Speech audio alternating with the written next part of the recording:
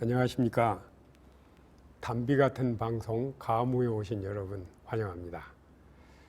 제가 오늘은 인체의 저항력이 해답이다 라는 주제로 말씀을 나누려고 합니다.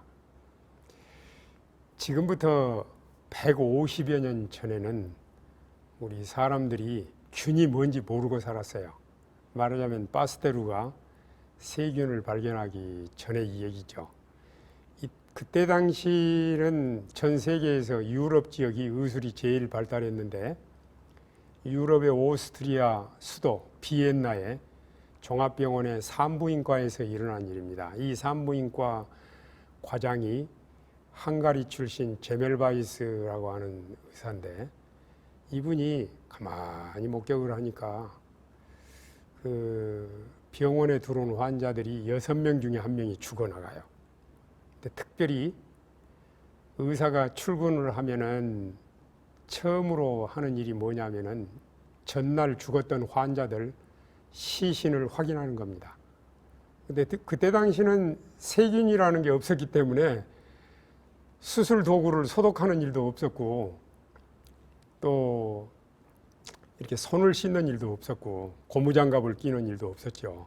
맨손으로 시체를 만져보고 생각을 해보십시오. 그 손으로 환자들을 진단을 하는 거예요.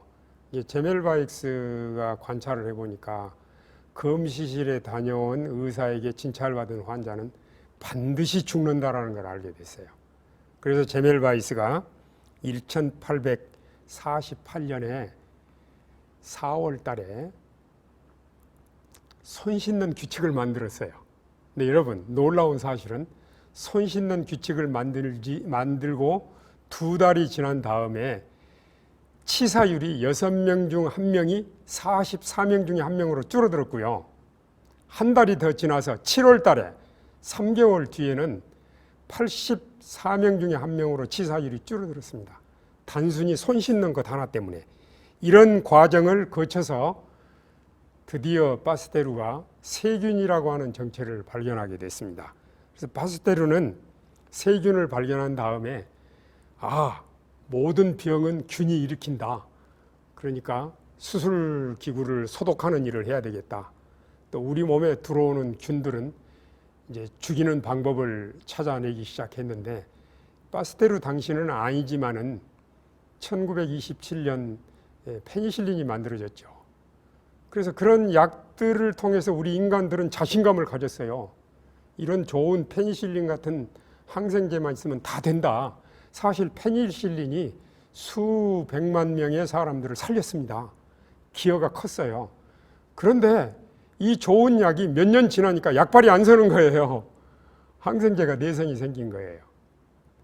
그래서 세계보건기구에서는 급기야 포스트 엔티바이오틱 이어 is coming soon이라고 하는 후항생제 시대의 도래라고 하는 경고를 했습니다. 지금처럼 사람들이 좋은 목적으로 항생제를 과용, 오용, 남용하게 되면은 사람을 살리기 위한 약 때문에 결국 사람이 죽는다. 이걸 미리 경고한 것입니다. 그런데 사실은 이 파스테르가 이런 질병의 원인을 세균설에 두고, 즉 점띠올이라고 그러는데, 이렇게 설명을 할 때 버나드라고 하는 학자는 같은 프랑스 학자인데, 인터널 테레인이라고 하는 내적 감수성, 이런 주장을 했어요. 말하자면, 쉽게 말하면 우리 체질이 건강하면, 면역력이 건강하면 사람이 어떤 병도 이길 수 있다. 그런 얘기를 했어요. 그래서 이 두 이론이 오랫동안 대립이 됐어요. 버나드하고 파스테르가 친구지간이지만은 자기들의 의견을 굽히지를 않았어요. 근데 요즘 학자들이 밝힌 바에 의하면은 세균 감염성 질병이긴 한데 항생제로 전혀 듣지 않는 병들이 있어요. 예를 들면은 여드름, 또 회기성 방광염, 만성 중이염, 만성 부비강염, 만성 기관지염, 이런 것들은 이 약으로는 안 들어요. 한 번은 모 병원의 부원장으로 수고하시는 분이 제 고등학교 선배신데, 그분 딸이 중이염으로 고생하게 됐어요. 그래서 병원에서 더 이상 손을 쓸 수가 없고 귀하고 뇌 사이에 막이 너무 열워져서 터지게 됐다고 저한테 연락이 왔어요. 어떻게 하면 좋겠느냐고.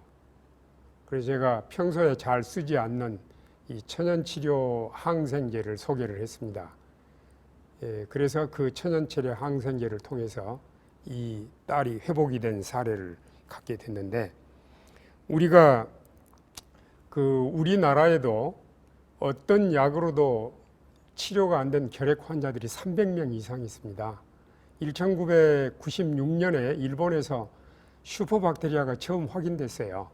우리나라는 세계에서 6번째로 1999년에 슈퍼박테리아가 확인됐는데, 어떤 약으로도 안 죽는 다제내성균 같은 게 있어요. 말하자면 보통 결핵은 이 대여섯 가지 약을 통해서 금방 나을 수가 있는데, 이 다제내성균, 슈퍼박테리아에 감염된 환자들은 어떤 약을 써도 낫지를 않아요. 그래서 미국에서도 어떤 약으로도 죽지 않는 결핵균이 확인됐는데, 놀라운 사실은 이 결핵균이 햇볕으로는 죽는 거예요.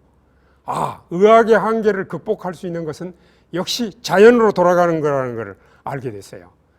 제가 직접 만난 환자들 중에도 약으로나 의술로는 도무지 치료가 되지 않는 환자들이 마음을 비우고 마음의 평화를 얻고 또 하나님의 사랑을 느끼고 자연 친화적인 삶을 살면서 극적으로 며칠 내로 이렇게 병이 치료되는 모습을 저는 반복해서 목격했습니다.